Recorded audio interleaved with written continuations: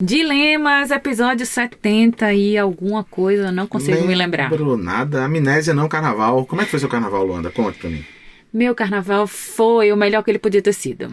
Ó, acho isso uma vantagem, vi vantagem. Foi bom, foi delícia, não teve aglomeração, mas teve amor, glitter, música, amigos. Foi bom demais. A gente pegou 800 horas de estrada, foi pra Belo Horizonte, ficar com nossos amados Bárbara, Tiago e filhos. E foi uma delícia. Voltei renovado de energias e esperança na alegria. Foi demais. Ou seja, foi um não carnaval carnavalesco, porque a gente se divertiu um bocado. Esse mês a gente tá fazendo uma série especial aqui. Conte mais, Luanda, diga. Uma série de dilemas sobre relacionamentos. Você tem dilemas aí no seu relacionamento ou tá de boa, suave? Quase ninguém tem, rapaz. Coisa pouca. Se você tiver dilemas nas suas relações, manda pra gente, vamos partilhar aqui com a gente, vamos dividir esse dilema, que nunca é só seu, pode ter certeza, tá? E se você quiser fazer isso, escreve para luabarros@redeamparo.com.br ou para pedro@redeamparo.com.br, que a gente vai debater aqui o seu dilema. Temos mais 2 semanas, essa é a próxima, é isso? Esse episódio e o da próxima semana, que é quando encerram as inscrições para o Duo. Essa série está acontecendo porque a gente está em período de inscrições para o Duo, que é a nossa jornada sobre relacionamentos. Então, se você ainda não se inscreveu, ainda dá tempo. E se você ainda não se inscreveu, basta entrar no redeamparo.com.br/duo. E na hora de pagar, surpresa, você vai dizer assim para mim: opa, eu vi um negócio lá perguntando sobre o código promocional, mas eu não tenho. E eu vou dizer para você: errou. Você não tinha, agora você tem. O código promocional é dr@duo. DR tipo Dilema Raiz, entendeu? @duo. Você vai lá, põe o código promocional, o que é que você ganha com isso? Ganha 500 pilas de desconto. Então, é a sua chance de se inscrever e vir com a gente, é ou não é? E o Duo é uma jornada muito especial, que eu tenho muito orgulho de realizar com você, meu amor. Eu também, coisa linda. Caboge, solta a vinheta que hoje o dilema tá puxado. Dilema vem do latim. São 2 premissas, pontos de vista contrários. E aí, ao ceder ou negar uma delas, se chega a um novo lugar.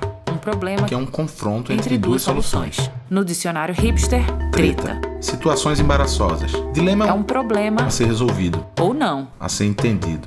Putz, discordo. Então temos um dilema. Bem-vindas e bem-vindos. Esse é o Dilemas, podcast com Lua Barros e Pedro Fonseca.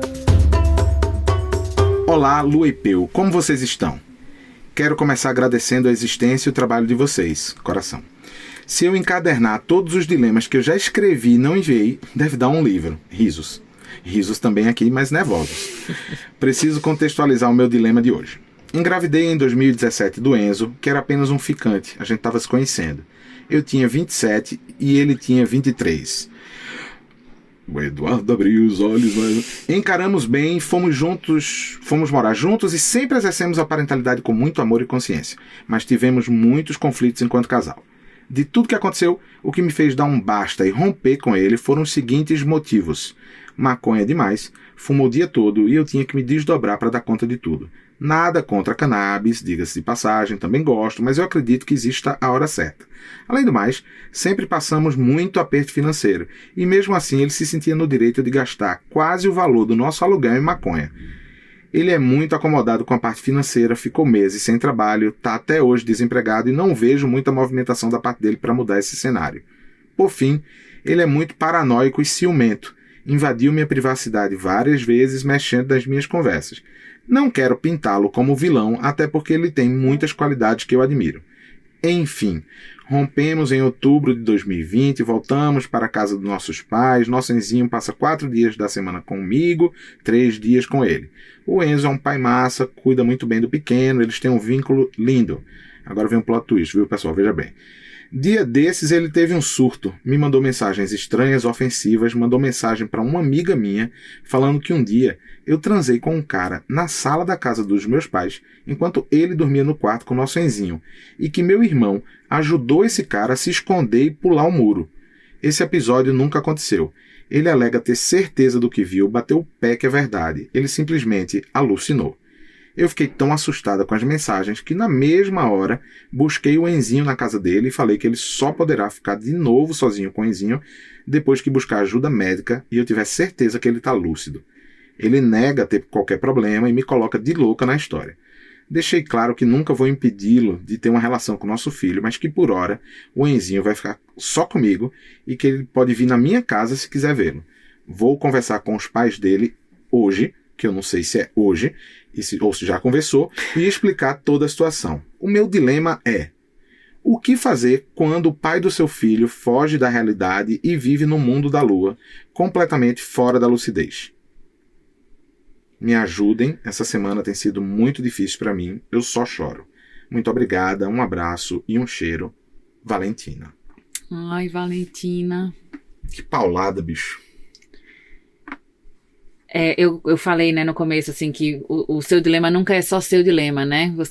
Nós não estamos sós nos nossos dilemas. Isso de alguma forma precisa trazer um conforto. Eu tenho certeza que tem muitas mulheres nessa mesma situação, com pais, né, que se abstêm pelo motivo que for, né? Nesse caso, tem uma questão de saúde, né? Tem uma questão, tem uma doença colocada. Eu não sei se eu posso chamar de doença, e eu não estou falando do vício, eu estou falando do surto. Da paranoia, né? Estou falando desse lugar para onde esse rapaz, esse Enzo foi, né? E aí ele fica de fato impossibilitado de exercer a paternidade, o cuidar, porque ele não está cuidando de si. Como é que ele poderia, né, ter alguém, um outro alguém, uma criança sob sua responsabilidade? Cara, esse pra mim é o grande ponto desse dilema, que é essa pergunta que ela traz, né? Quando ela pergunta assim, não, o Enzo, ele tá fora da realidade, né? Esse fora da realidade, no caso dele, não é ele com a vida dele somente, porque só isso já seria um grande problema, pra ele buscar ajuda mesmo. Alucinar, ter paranoia, só isso já bastava. Mas, cara, quando tem essas relações familiares, independente da conformação, mas as relações familiares, e aí tem uma criança, não tem como. A real é que se ele entra em surto vez ou outra, como aconteceu ao mandar, por exemplo, essas mensagens, porque isso é um surto, né? Regido pelo que for, porque ela nomeou dizendo, porque ele é paranoico, ciumento e tal. Não importa, mas se ele tem esse tipo de reação perante alguns desafios na vida dele, ele precisa sim cuidar disso, ponto 1, para poder cuidar dessa criança. E essas coisas têm que acontecer meio que ao mesmo tempo, porque também não me parece fazer muito sentido dizer assim, tadinho, agora ele precisa se cuidar e depois ele volta para cuidar do Enzinho. Não, bicho, ele tem que cuidar do Enzinho agora porque ele é pai.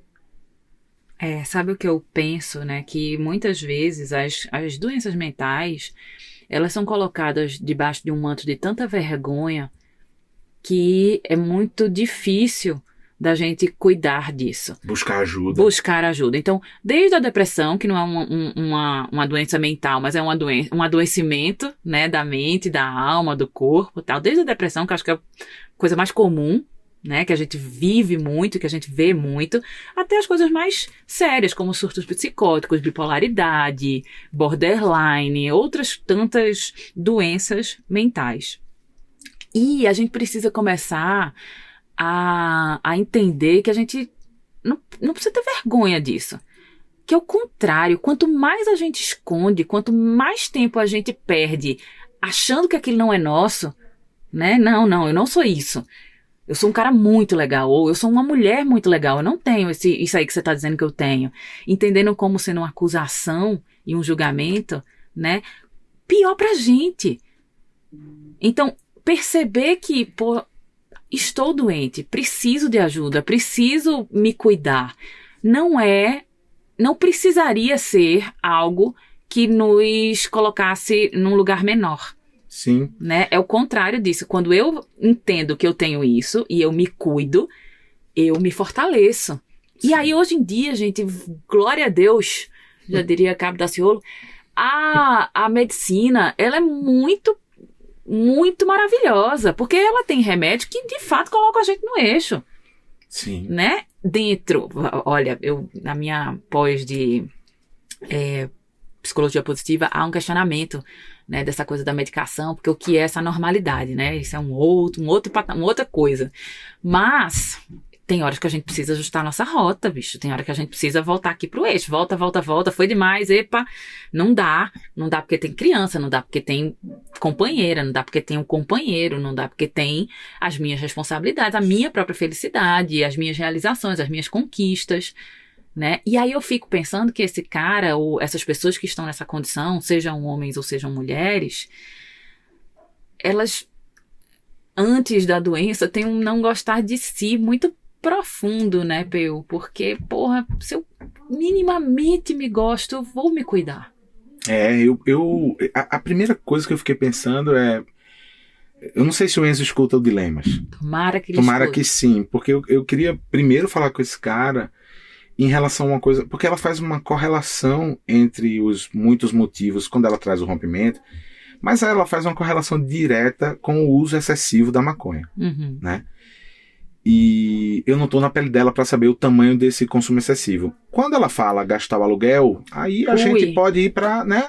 O cérebro da gente a dimensionar, né? Vai para muitos lugares. Mas você gastar um aluguel com maconha, quando você não tem esse dinheiro, basta você fazer essa conta.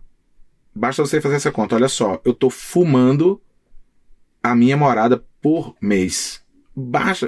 Eu acho que a boa relação saudável com a maconha, ela exige da gente um pensamento do que é, para que serve. Porque ao uso medicinal, ao uso tranquilizante, recreativo, como se fala legalmente, tal. Mas esse uso pesado, como ela traz, pode amplificar, e aí não só sou eu que estou dizendo, né? Vocês sabem disso. Pode amplificar outras coisas que ele carrega. Exatamente. Nas questões de saúde mental dele, né?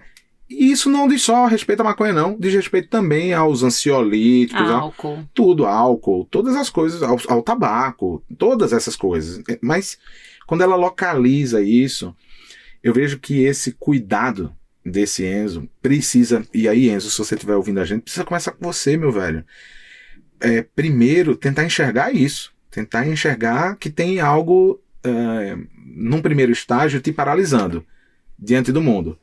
Né? Quando ela traz essa questão de não ver a sua movimentação e do desemprego, e ela faz essa correlação com a maconha, parece que eu tô vendo essa cena, sabe? Mesmo assim. Que é essa letargia pelo consumo excessivo. Logo depois disso, vem a irresponsabilidade diante desse consumo, quando você, por exemplo, gasta um aluguel com maconha.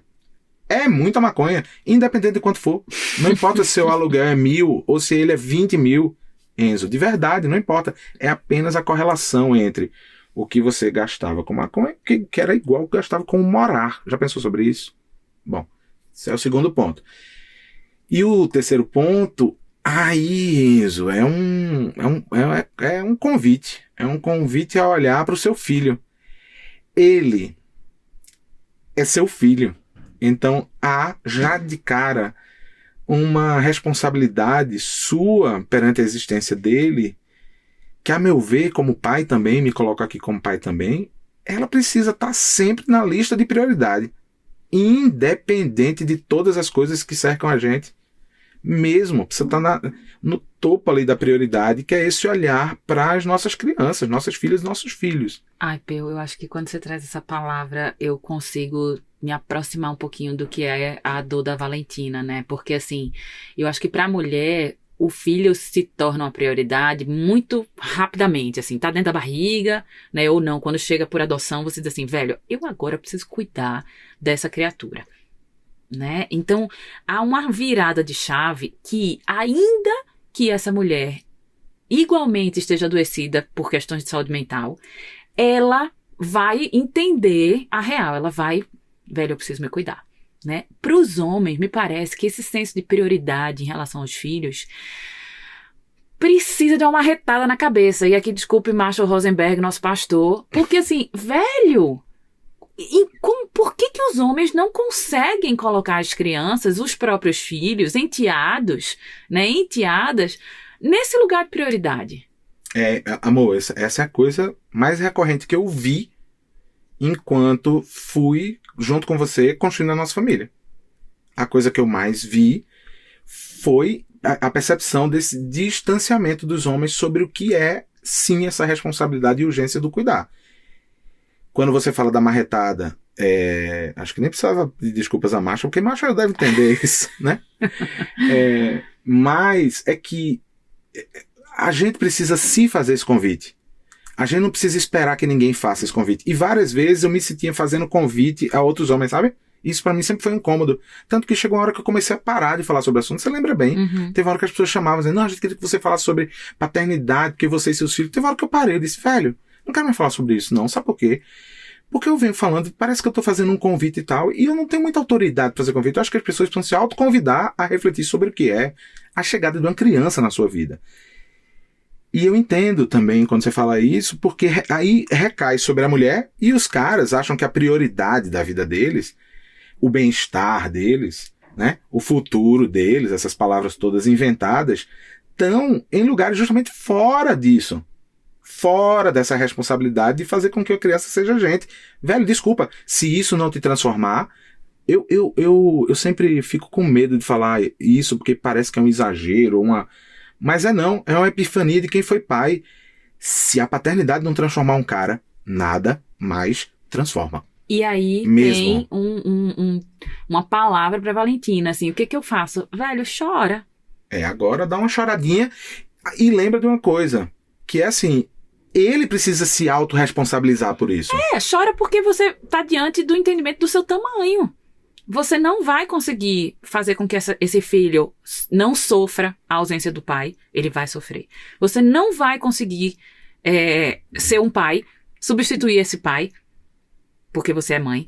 Você não vai conseguir privar esse filho dessa dor. Não vai. O que você pode fazer? Depois de enxugar suas lágrimas.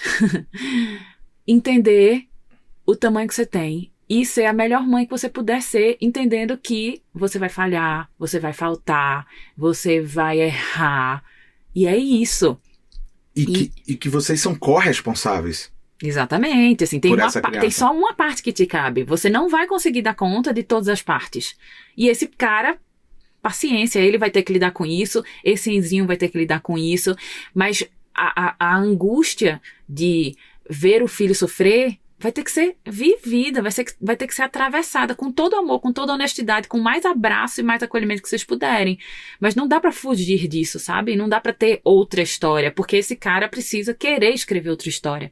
Precisa ser um desejo dele, porque eu fico pensando, Valentina, quando eu vejo seu e-mail, que vem uma manifestação, que é a manifestação de você também querendo cuidar do Enzo, do pai, sabe?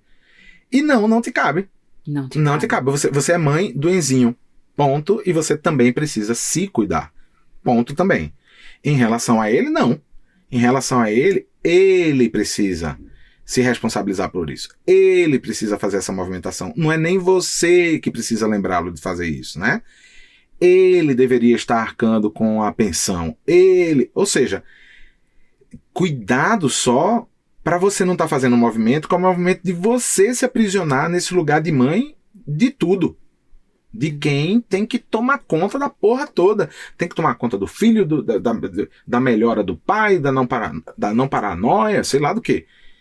Você tem sua vida. E outra coisa, assim, eu fiquei pensando depois, a invenção dele, dessa coisa da cena que ele inventou e mandou mensagem pra sua amiga, é assim, cara, ele também precisa se dar conta de que você provavelmente vai viver outras relações. Essa paranoia dele, ele vai ter que cuidar lá no lugarzinho dela. E é tão bacana ver teu e-mail, Valentina, que assim, você conseguiu estabelecer um limite muito claro na relação de vocês, quando vocês estavam juntos, né? Cara, pra mim, o limite da maconha foi ultrapassado. Eu não topo. Isso é tão massa, porque não é sobre ser certo ou errado. E isso é maravilhoso, assim, não existe o certo e errado. Existe o meu limite. Eu não vou ultrapassar o meu limite. E você fez isso de forma brilhante, corajosa, por mais dor que tenha trazido. Sabe? Você tá precisando desenhar esses limites novamente nesse momento. Sabe? Quais são os limites que você não vai se permitir ultrapassar? Nem por esse Enzo e nem pelo seu filho, achando que você vai estar fazendo bem pra ele. Porque a gente é movido por isso, né? A gente faz as coisas pelo bem dos nossos filhos. E a verdade é que a gente faz isso tentando ser maior do que a gente é. A gente não quer ver essa criança sofrer. A gente não quer. E aí, esse sofrimento, ele é inevitável. né? Vai fazer parte da história. Como é que a gente atravessa isso aqui de um lugar mais íntegro?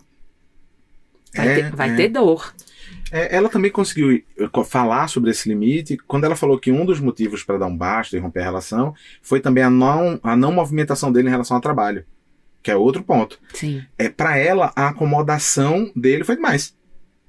E aí ela chegou e disse, não, peraí, isso aqui também me incomoda. E cara, tá toda cobertinha de razão, pode morar no extremo sul do país, porque não vai ficar com frio. Porque e isso também é um ponto.